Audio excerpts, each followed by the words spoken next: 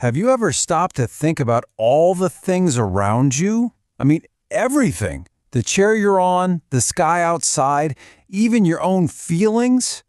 Well, they all have names. Today, we're going to jump into the amazing world of these naming words, which have a special grammar name, nouns. Let's get right to it. Okay, let's start with something super simple. What are we looking at here? Yep, it's a book. The word book is just the name we give to this thing. Simple enough, right? Just think about it for a second.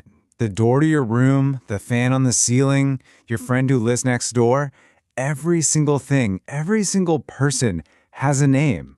So what do we call these special naming words? They're called nouns. That's it. A noun is just a word that names a person, a place, a thing, or even an idea. You can think of them as the building blocks for just about every sentence we say. Pretty important, huh? So here's what we've got planned for today. We're going to look at general and special names, talk about having one or many of something, check out the rules for that, find some nouns you can't even count, and then you'll get to test your skills. Let's dive into our first section. All right. Our first stop, you see, some nouns are kind of general, like a last name for a whole family of things. But others are really special and specific, just like your first name. First up, we have common nouns. These are just the general, everyday names for things. So if I say biscuit, that's a common noun. It could be any biscuit in the whole wide world. And here's another perfect example. We see a dog. Dog is a common noun because we're not talking about one particular dog. It could be any dog at all. But what if that biscuit is a parla G? Or what if that dog has a special name like Bruno? Well, these special, specific names are what we call proper nouns. And here's a super important tip you gotta remember. Proper nouns always start with a capital letter. Always. So special names for people, like Ravi, or for a city, like New York, are proper nouns. And you know what else is a proper noun? Your own name.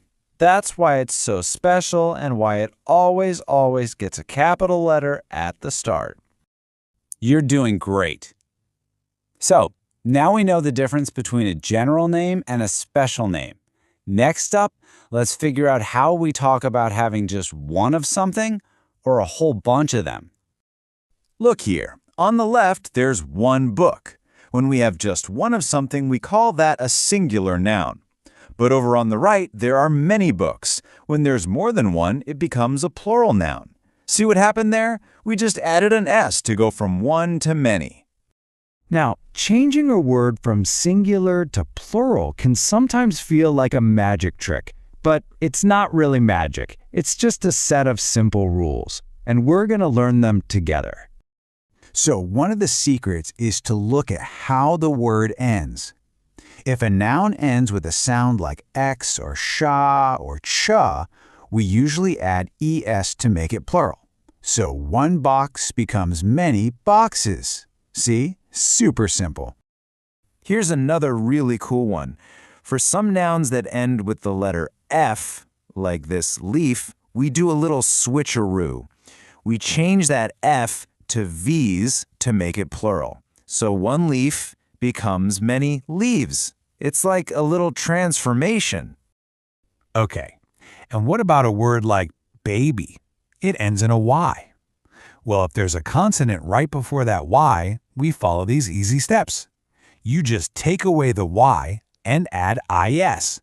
So one baby turns into many babies. Easy peasy.